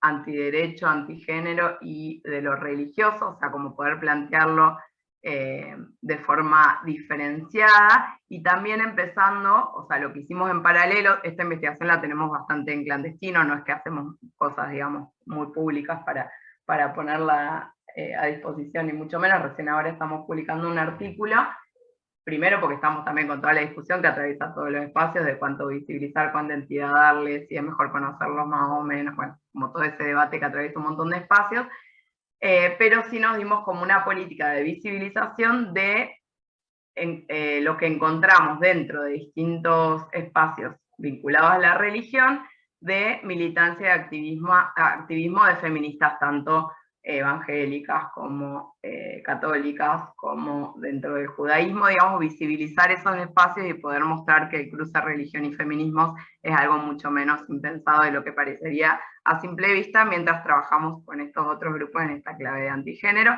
evitar cualquier tipo de mirada totalizante, y también asumir que nos falta mucho en construir, digamos, miradas, si se quiere, integrales que integren las distintas disciplinas de las que venimos, digamos. Mientras que a las compañías de comunicación social trabajar con discursividades les sienta más cómodo, para quienes venimos de política sobre todo, nos cuesta mucho menos trabajar con las prácticas políticas concretas o analizar a qué instituciones se les discute, de qué forma están organizados, cómo se presentan las conducciones, las dirigencias, etc. Y todo eso, bueno, lo que un poco busca esta investigación es a alimentar estas preguntas en torno a el mundo en que vivimos, la democracia que tenemos, sobre todo a construir o intentar construir marco teórico propio, porque nos pasa con este tema, como en muchos otros, digamos que leemos mucho de afuera y nos cuesta por ahí generar o promover, digamos, teoría que sea situada y que sea pensada desde, en este caso, desde Argentina. En ese sentido, para nosotras, por ejemplo, toda la obra de Wendy Brown o el planteo en torno a estas prácticas como prácticas democratizantes o de, bueno, a buscarle la vuelta, digamos, en cómo hoy por hoy las amenazas a la democracia no tienen que ver tanto con golpes explícitos, sino con esta erosión gradual, digamos, de la institucionalidad que tenemos y demás, nos resulta muy útil, pero nos encontramos también con el límite, y esto pasa mucho, como por ejemplo con el concepto de populismo, la discusión de ese populismo de derecha, no, digamos, como muchas de estas cuestiones, sentimos que todavía nos falta mucho para construir o legitimar o validar teoría que sea construida desde estas coordenadas. Así que con eso ya cierro y podemos pasar a charlar. Buenísimo, Noelia. Bien, creo que súper interesante las dos presentaciones. También entre todos los inscriptos y las inscriptas al seminario, hay, por lo que pudimos ver, hay una composición bastante federal, bastante diversa de distintos lugares de la Argentina, lo cual también es interesante porque por la investigación que recién estaba relatando Noelia, bueno, es también mirar este fenómeno no solamente desde lo nacional, sino en particular en una región, ¿no?, de la Argentina, y que seguramente tiene también su diversidad, y lo mismo se podría hacer seguramente con otras características, también en otras regiones, y creo que también eso es también un objetivo, ¿no?, siempre permanente, de tratar de construir una mirada que salga de la identificación de lo nacional con el mundo de lo que es el AMBA, ¿no?, que es muy, muy fuerte, también incluso también dentro de lo académico. Así que súper interesante. Si quieren, abrimos un poco... Pregunta, Sí. no compartí el Power mientras hablaba. Sí, sí, ¿No sí. se veía? Ah, sí, está Perfecto, listo. perfecto. Todavía lo estás compartiendo, de hecho. No sé. Ahí está. Porque dije No. capaz que no se compartió. No, se veía perfecto, se veía perfecto. Sí, sí. No, si no te hubiera avisado, quédate tranquila. Pero si quieren abrimos, había un par de intervenciones en el chat, no sé si todavía están, creo que no, que tenían que irse uno de los compañeros, pero si quieren abrimos un poco el espacio para intercambiar, tenemos 15 a 20 minutos, bueno, el tiempo que quieran, para intercambiar un poco.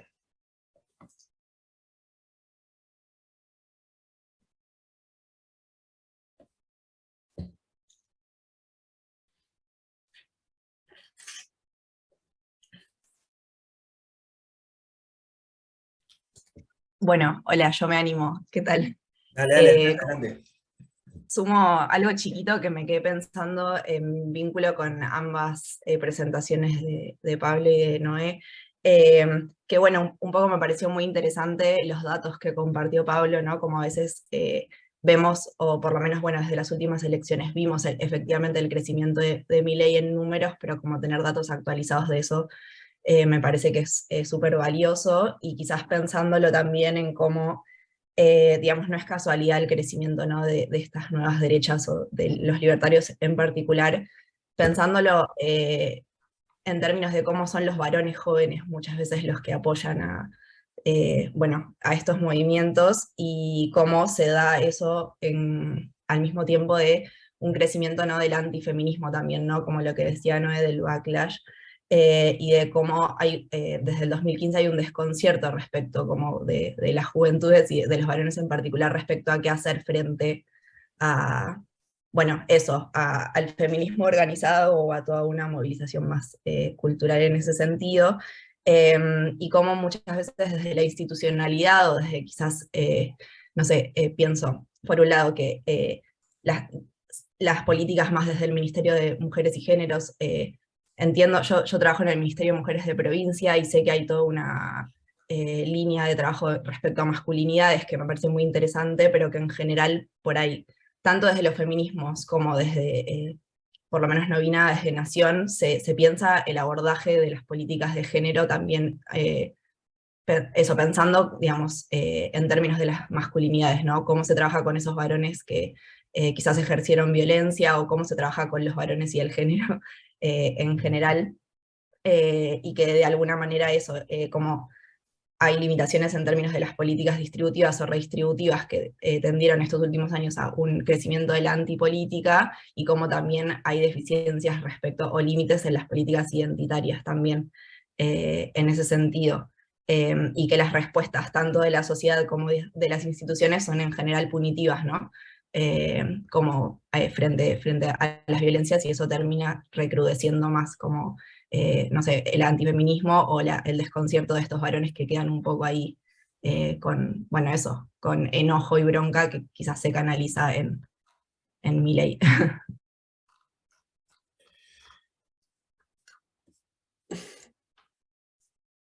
Si quieren, pensaba recién mientras escuchaba a Lucía, también aprovechar que escribió en el chat Leo, que dice que tenía que conectarse, pero bueno, dejó también un poco una pregunta, aprovechar para leerla para todos, que puso en relación a lo que preguntaba Pablo sobre el pacto democrático, ¿no? Al final de la intervención.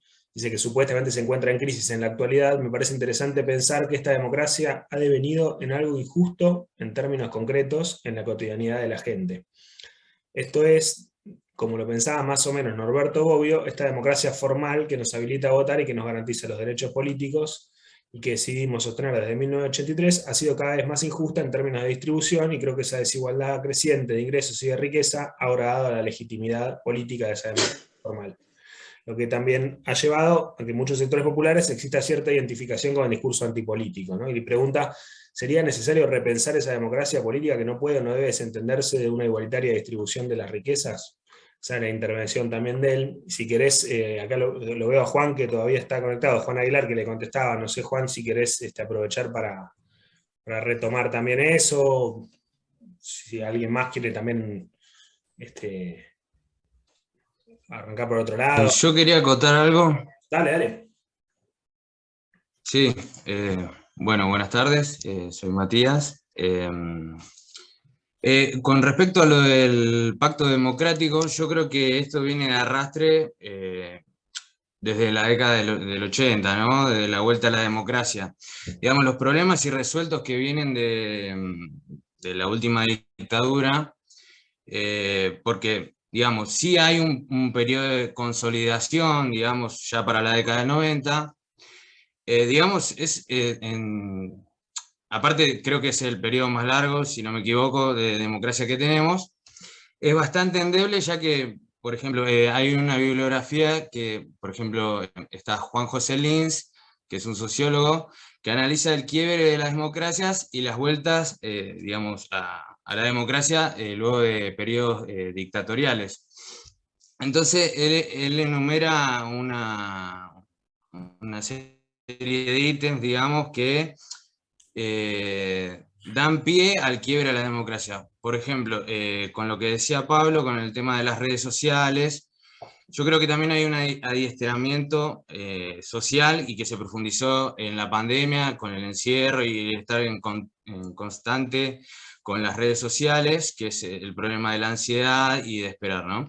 Y volviendo a lo que decía Lins, es que uno de los problemas que puede llevar al quiebre de la democracia es, digamos, esto que también planteaba Leo, de la distribución, ¿no?, de la riqueza de manera igualitaria, y que también, digamos, viendo varios periodos de crisis, porque, digamos, entre medio esa consolidación democrática, digamos, tuvimos los levantamientos cara pintadas, digamos, ¿no? Bueno, el periodo inflacionario que después Alfonsín tuvo que hacer el pacto de olivos con Menem, ¿no? Para poder seguir en estabilidad, o por lo menos darle una continuidad a esta democracia, y que también hay un clamor de momento, ¿no? De esa época del 80, de que los problemas se resuelvan a través de las armas o a través de las Fuerzas Armadas, digamos, ¿no? Por eso, digamos, cuando se producen los levantamientos cara pintada en el 87 y en el 89, la gente sale a las calles a pedir por la democracia, digamos, ¿no? Por eso yo creo que también la derecha no vuelve a apostar a las Fuerzas Armadas, digamos, ¿no? Entonces plantea estos golpes blandos, ¿no? Para, digamos, poder beneficiarse y, digamos, estar acorde a sus intereses, ¿no? Y yo creo que toda esa cuestión de todo este periodo de crisis, porque también hay que sumar lo del 2001, luego las crisis que también menciona García Linera, dan, digamos, un pie también a estos discursos de odio, ¿no? Digamos. Entonces yo creo que a partir también de la cotidianidad de la gente, de no poder, digamos, ver un progreso, como lo planteaba Pablo, de los jóvenes, por ejemplo, siguen viviendo con los padres, ¿no? De tener que pagar un alquiler, de no saber, de la incertidumbre, ¿no? De este tiempo, da espacio a estos discursos de odio, digamos, ¿no? Pero bueno, es algo que estaba pensando más o menos, y eso que también, digamos, es lo que va generando el alejamiento, y también parte, digamos, el progreso económico que en cierto punto lo tuvo el kirchnerismo, y que luego a partir de un estancamiento, y luego, bueno, el triunfo de Juntos por el Cambio, y sumado a estas crisis, generan estos discursos de odio y esta vuelta a estos grupos antiderechos, ¿no? y antidemocráticos. Yo creo que se abre la puerta a partir de eso, porque creo que en sí el pacto democrático que veníamos teniendo de arrastre desde el 83 hasta acá es algo blando, ¿no? No es algo fuerte, por así decirlo. Es por lo menos, más o menos lo que yo estaba pensando, porque también me ponía a pensar, digamos, los vecinos de un municipio no van a protestar o no van al Consejo Deliberante a ver qué políticas públicas está haciendo el municipio o no, digamos, ¿no? Además también si no mal recuerdo, en el 94 está la municipalización de los hospitales públicos, ¿no? Y eso es, digamos, un municipio chico que no tiene muchos recursos, no va a poder, por ejemplo, sostener lo que pasó durante la pandemia, que después en algún momento se planteó unificar el sistema privado y público de la salud, ¿no? Entonces, y creo que también va de la mano de lo que decía García Linera, de esto de que hay una igualdad de chances entre, digamos, del gran arco político, ¿no? Y que eso lo está aprovechando a través también de estos golpes blandos, del lawfare y de la utilización de las redes sociales por parte de los discursos de odio. Bien, bien. Yo no les decía, pero mi idea, no se las conté a ustedes, pero mi idea era un poco que las distintas intervenciones o los distintos temas que cada uno hubiera disparado, un poco las exposiciones, como compartirlas todas y proponerle después a Pablo de Noelia si querían ellos por ahí retomar algunas o decir algo, pero bueno, ir agarrando un poco las distintas inquietudes, ¿no? Sobre los distintos temas que fueron surgiendo. No sé si alguien más quiere aprovechar.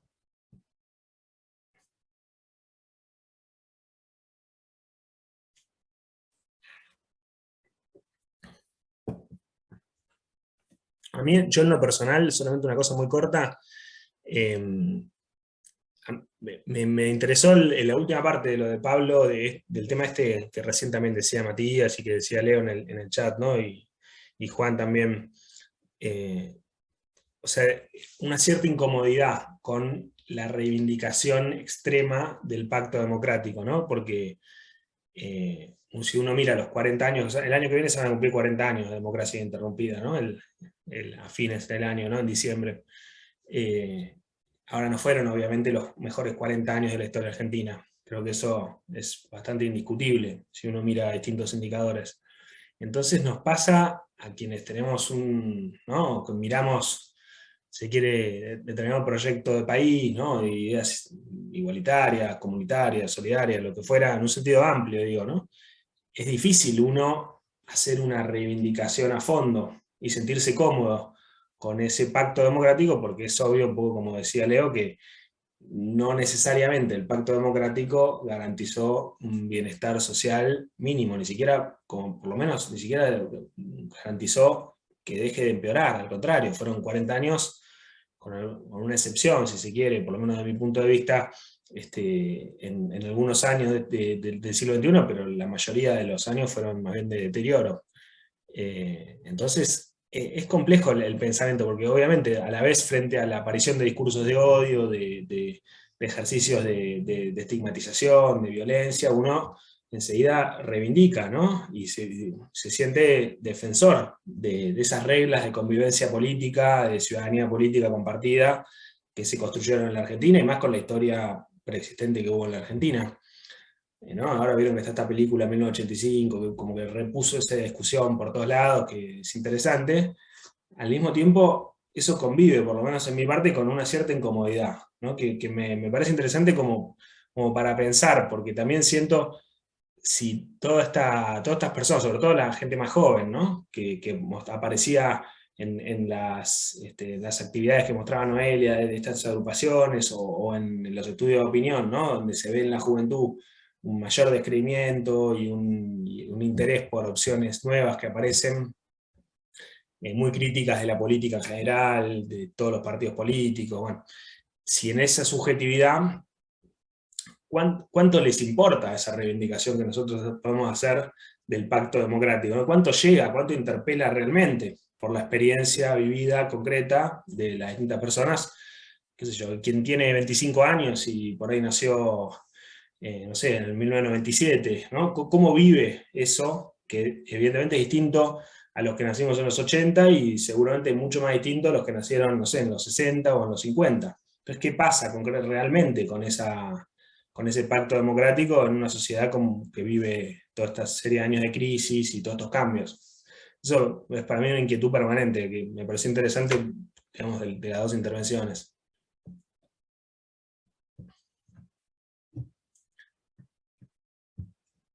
Pero si alguien más quiere por ahí preguntar algo, decir algo, bienvenido, y si no, si quieren, le pasamos la palabra a Pablo de Noelia, si ellos quieren decir algo más. No sé, Noelia, si querés arranco yo o querés arrancar vos. Bueno, me parece interesante en las intervenciones que hicieron, cómo dialogaron con las presentaciones también. Lo que decía Lucía, está claro, ¿no? Uno de los datos que yo no mostré acá y que es muy interesante es que cuando uno cruza la variable género por el voto, en todos los espacios más o menos te da un 40, 60, 46, hay una cierta paridad, ¿no? Cuando uno está al frente de todos, junto con Recambio, etc. Pero en los libertarios te da una diferencia de 7-1 de varones, ¿no?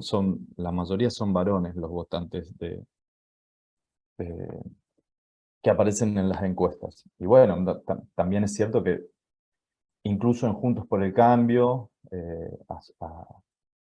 con sus limitaciones, hay espacios que se reivindican feministas o que dan ese debate, pero los libertarios claramente no lo tienen. Además, me parece interesante juntar eso con la cuestión de los jóvenes, y una de las cuestiones que a mí siempre me pareció muy llamativa es cómo de una generación a la otra se pasó de una juventud muy politizada dentro del kirchnerismo sobre todo, a una juventud antipolítica, muy cínica, muy alejada de la política y con posiciones sumamente autoritarias. Y está la pregunta esa, ¿qué pasó, no? Y ahí me parece interesante señalar la cuestión de que las subjetividades autoritarias y en general las ideologías hay que pensarlas en términos de afectos y en términos de alguna manera libidinales, ¿no? Porque ahí está el contenido libidinal de lo que ese sujeto, de cuál es la falta o qué es el deseo de ser sujeto, ¿no? Entonces, lo que digo es, lo que quiero decir es lo siguiente. Lo que hay, me parece, es, sobre todo en los jóvenes, una experiencia de la exclusión, ¿no? Una experiencia de un discurso estatal o un discurso desde los sectores populares que hablan de una igualdad, que hablan de una inclusión, que hablan de la búsqueda de el bienestar de la población, que nunca llega a esos sectores. Si uno se pone a pensar cuál es el problema que tienen, es que esa promesa o ese discurso nunca se transforma en algo concreto para esos sectores. Entonces, entiendo que se produce una reacción en contra de ese discurso, que es una promesa incumplida, ¿no? Y ahí aparecen siempre los otros, que son sobre los cuales se carga la violencia, a los que se entiende ya incluidos. Y ahí uno puede pensar en las mujeres, las disidencias, en la medida en que tenés un gobierno que crea un ministerio de las mujeres, ¿no? O contra los planeros, en la medida que tenés un gobierno que a esos sectores les otorga una asignación universal por hijo o un ingreso extra en situación de pandemia, ¿no? Entonces, hay algo de esa reacción muy violenta y autoritaria que está relacionado a esa sensación de desprotección también, ¿no? Que es la misma que aparece en los sectores más precarizados de la sociedad, ¿no? Otro de los datos interesantes que tenemos es que los discursos de odio aparecen, no los muestro todos los datos porque todavía lo estamos procesando, pero los discursos de odio aparecen con mayor fuerza a medida que mayor es la precarización laboral de las personas, ¿no? Y es interesante pensar en cómo esto, o sea, no hay que olvidar, por ejemplo, que estos chicos que forman parte de Revolución Federal son todos jóvenes, precarizados, del conurbano bonaerense, ¿no? Entonces, donde justamente, si uno se pone a analizar los resultados de las últimas elecciones, era en esos sectores donde la disputa de votos entre libertarios y el FIT se dio con más fuerza, digamos, ¿no? Creo que había sorprendido en ese momento la cantidad de votos que sacó Milei en Lugano, por ejemplo. Pero bueno, son como, de alguna manera, cómo se desplazan esos sujetos autoritarios, sus posiciones ideológicas, ¿no? Cómo se relacionan con las opciones electorales,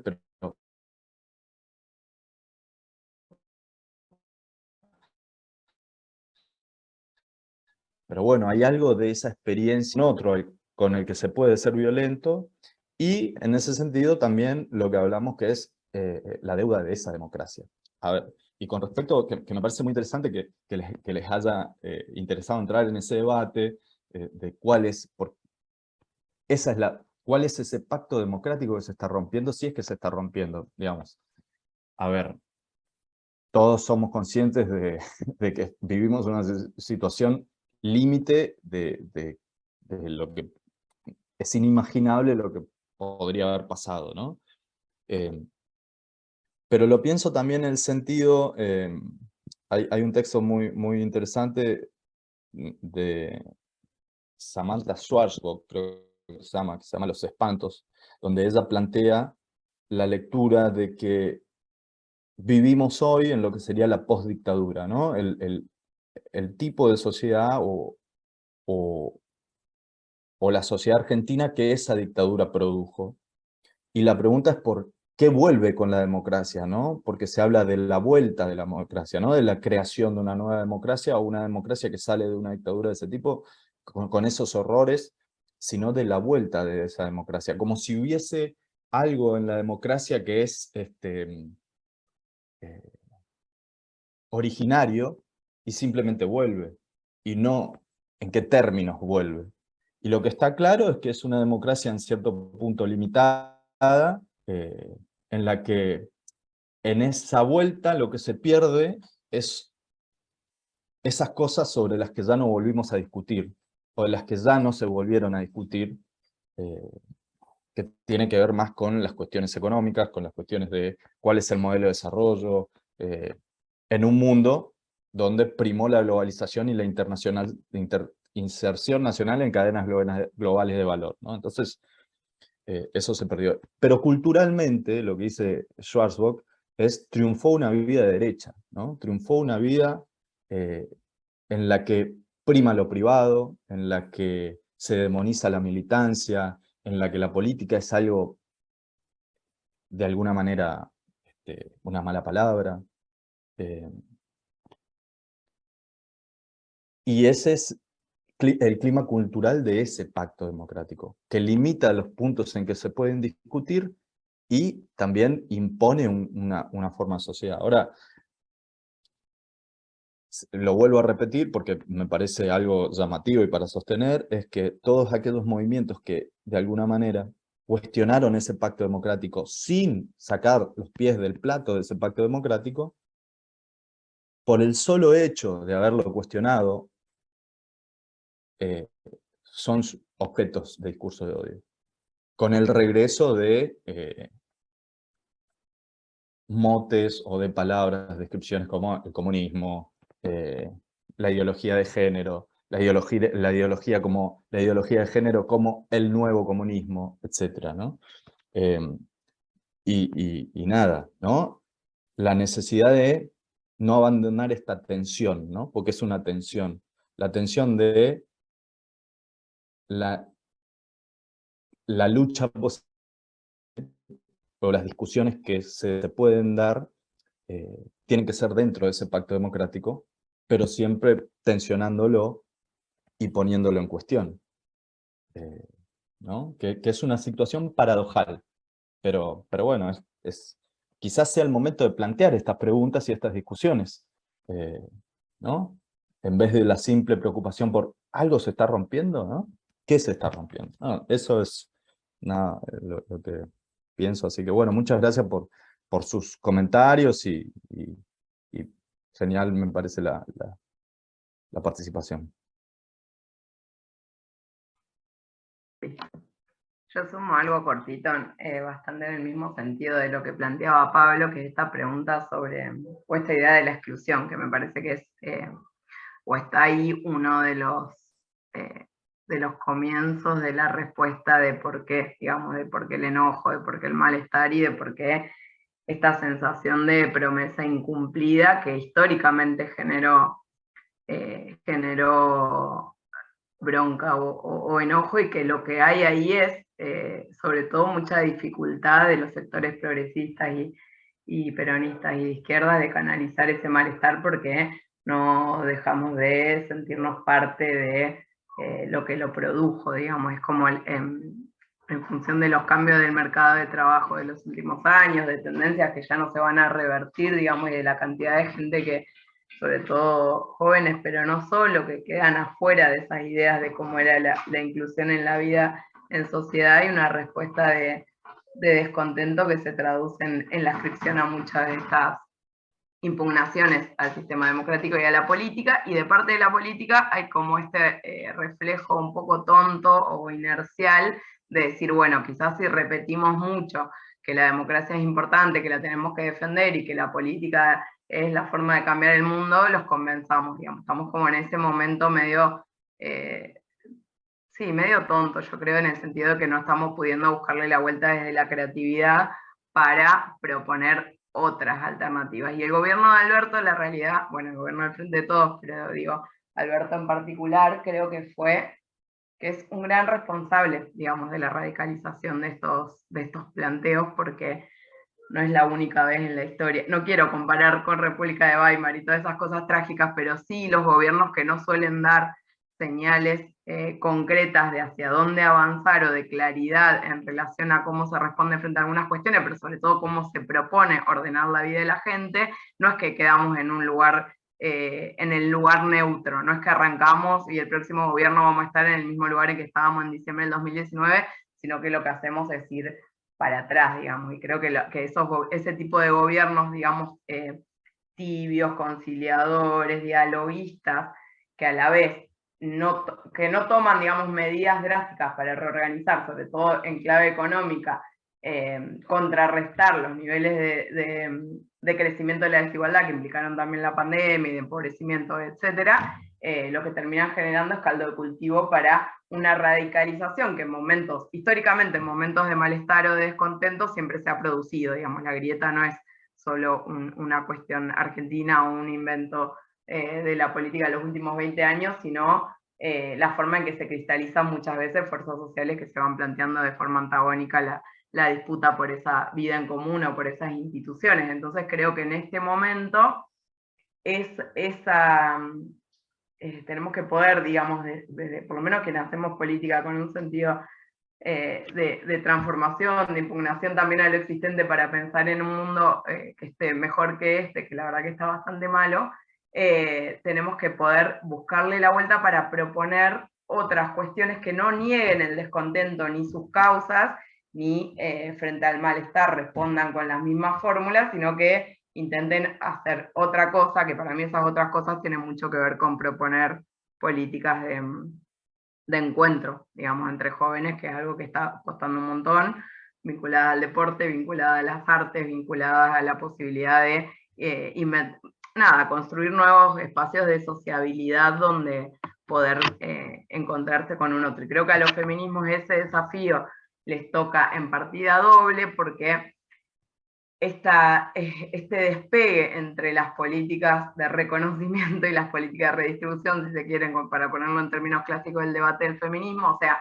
el problema de tener leyes de avanzada en lo normativo, pero que tengamos este nivel de pobreza y de indigencia que siempre castiga mucho más a los cuerpos feminizados y a las mujeres y a la persona LGTB, y la falta de políticas concretas, digamos, de transformación material, hacen que el feminismo haya aparecido como aquel discurso que desde lo institucional propone todo este ideario, como decía Pablo, de la igualdad o del acceso a derechos, cuando en la vida concreta y material de las personas, la mayoría de las mujeres, por ejemplo, no tienen ni acceso a vivienda, ni a la educación, ni en muchos casos a la salud. Bueno, entonces ese divorcio entre las perspectivas hace que el feminismo termine siendo, o sea, creo que la política como de maquillaje que muchas veces tuvo bueno, esto se está grabando, yo me voy a calmar un poco, pero como las formas, digamos, estéticas que adquirió muchas veces el feminismo institucional,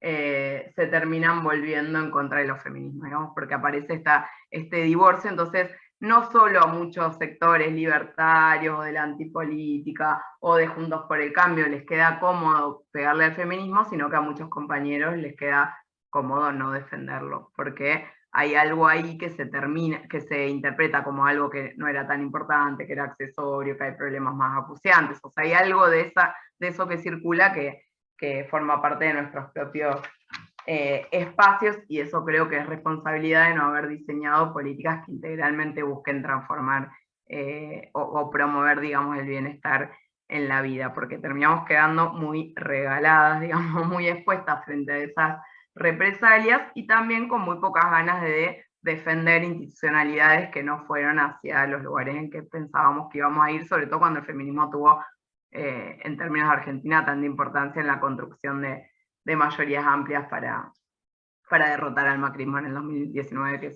creo que eso fue algo importante. Entonces, estamos en un momento en que tenemos que defender la democracia, pero no estamos muy convencidos de que sea esto, tenemos que defender a la política, pero hay algo en los discursos antipolítica que nos están provocando a pensar que quizás la política debería ser otra cosa en este momento o en el siglo XXI, y tenemos que sobre todo animarnos a plantear otros debates. Para mí eso, van por el lado de la reducción de la jornada laboral, de la forma de mierda en que vivimos en vínculo al trabajo, del